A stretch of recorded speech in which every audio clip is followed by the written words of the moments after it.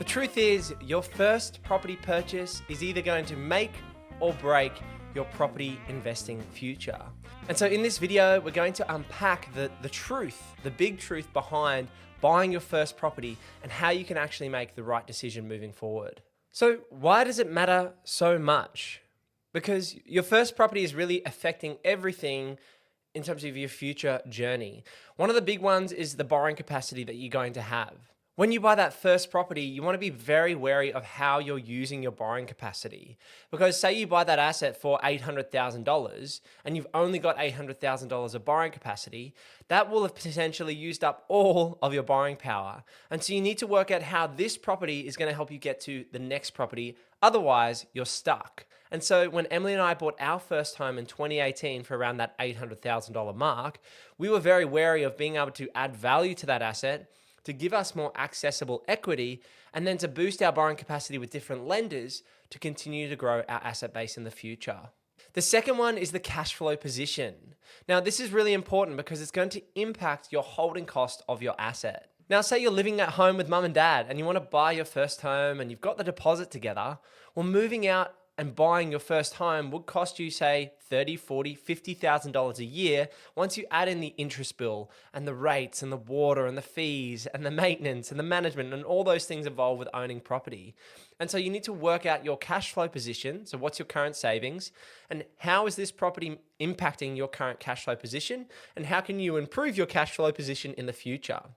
So for Emily and I, we looked to rent out rooms in our first place to have a couple of boarders when we lived there. And we also renovated the space to improve the rental potential in the future. And so when we moved out of that property a couple of years later and we put it on the market, we were able to get increased rent, which boosted our borrowing capacity. And we actually moved to a cheaper property after buying that first place.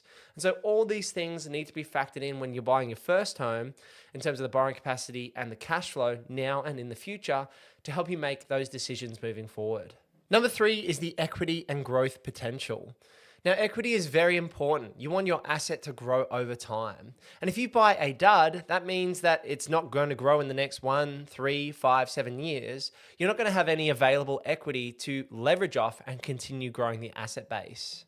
If you look at Brisbane, for example, between 2008 and 2018, it had a very stagnant growth period where there was only single-digit percentage points in terms of growth. But then if you look at 2018 out until now 2030, the growth potential of Brisbane is very high. You know, this next 5-6 years is strong growth potential, in my opinion, for the Southeast Queensland market. And so you've got to be very wary of what asset you buy and the potential it might have. Now, like I mentioned earlier, you can fast track the equity creation by renovating, and that's why Emily and I focused on renovating so much. It's not because I love putting on overalls and getting covered in paint and muck and dust. It's because we wanted to, as a couple, fast track our wealth creation journey to give ourselves more choices as a family in the future. And so be very wary of when you're buying your first property around that equity position and how the growth potential looks like, so you can access that equity in the future. Number 4 is confidence and mindset. This comes around the education piece. You don't know what you don't know. And so many people have so many questions about property investing and are wondering, you know, there's 1,000 questions or things they don't even know.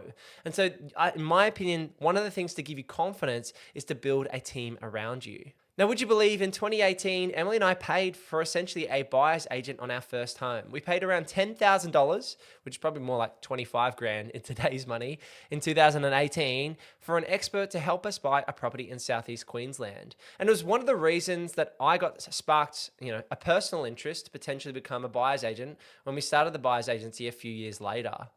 And the way you build that confidence and mindset and approach is by having a buyer's agent or a mortgage broker or a good accountant, all those members as part of your broader team to help give you insights into how you can make that next step and jump into your first property and then continue to grow the asset base from there. And so there are 3 paths that people take. There's the emotional path, which is the dream home. They're looking to buy the dream home for your first property and sink all of your cash into that asset. Now, the problem with that dream home path straight away is that let's say you buy $1 million house and you've got $800,000 worth of debt attached to that first property. You might feel happy, like this little image in the middle here. You might feel happy. But what happens is there's so much bad debt around that asset that it really can set you back financially a very long time, because that $800,000 of debt you've now taken out is non-deductible. So it needs to be paid with after-tax income. Whereas if you were able to buy investments or have a future or growth mindset, then you could have continued to build the asset base. And what ends up happening is people buy their dream home, but then they buy the $1 million home, and then the $1.5 million home is actually the dream home. Then they get that, and then it's the $2.5 million home. And so in my opinion, you shouldn't be looking to buy your dream home for your first property if you haven't built your foundation layers of an asset base. Now, number two, the path that people take is the hot tip from a mate. Now, this can be YouTubers, this can be articles, this can be hotspot suburbs, this can be any noise, the uncle at the barbecue, or your mate who thinks he's bought a few cryptos and he knows he's going to break into the property market soon. Now, taking advice from people who haven't done it yet is setting you up to fail, in my opinion.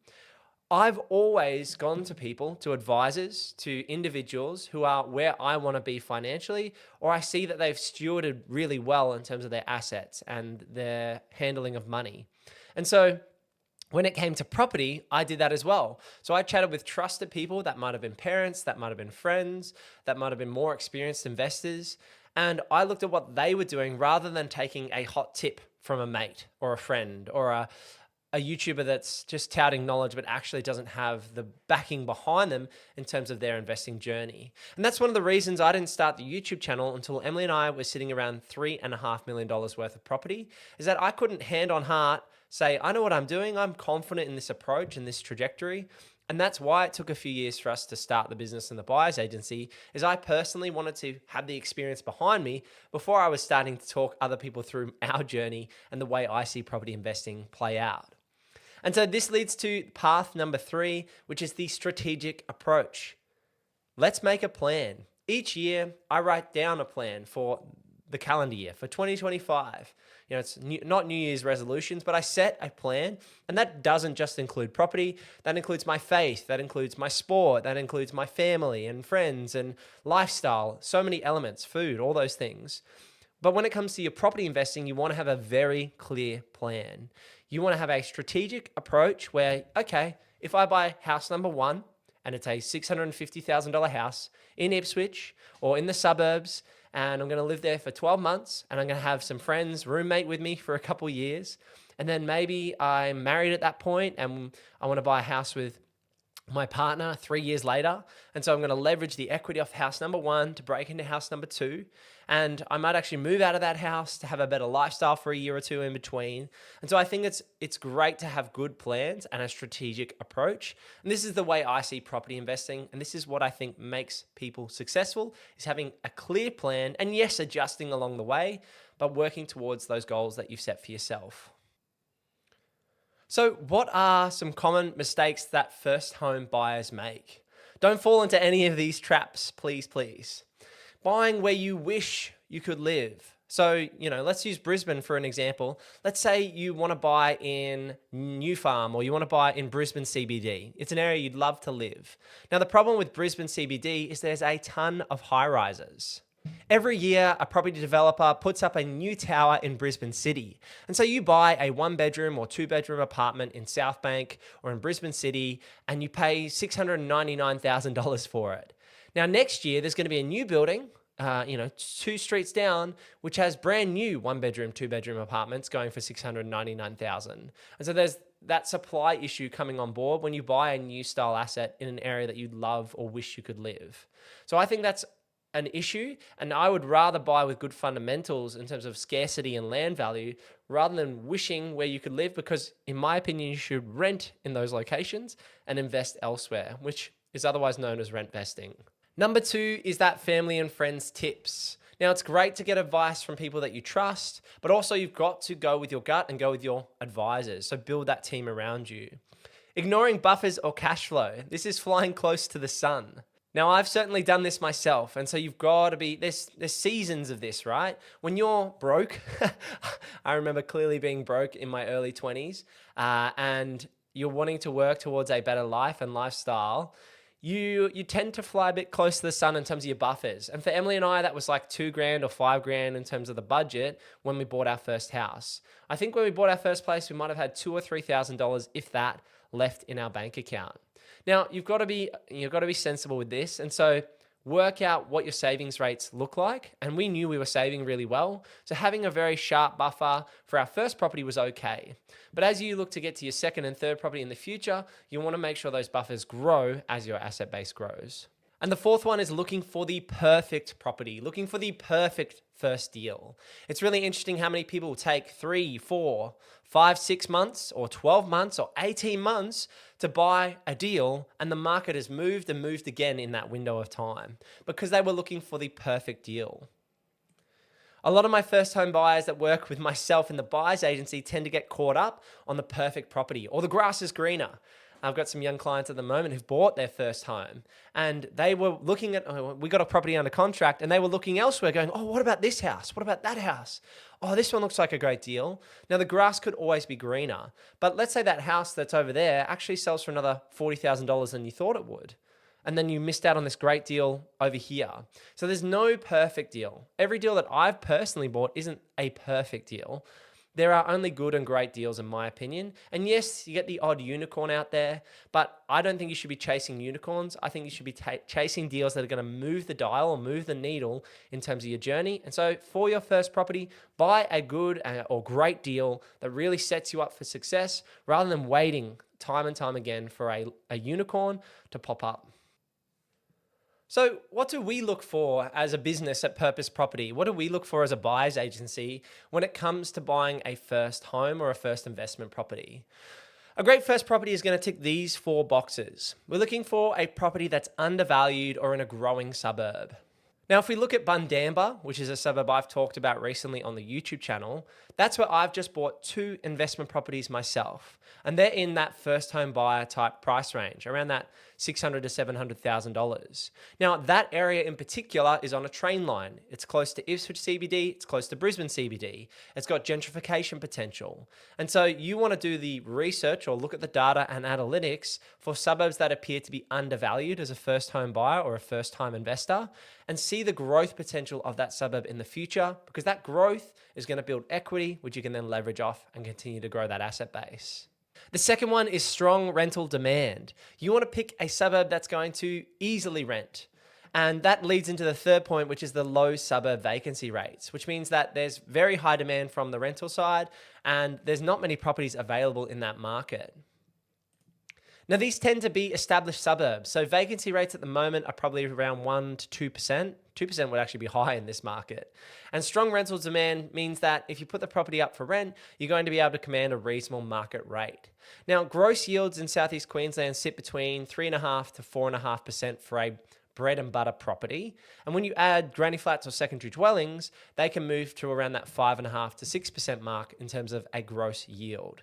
Now, we're not buying residential property because of the rental income. That's not the core focus of buying residential assets. The idea behind residential property is growth and future growth and having an asset to grow over time.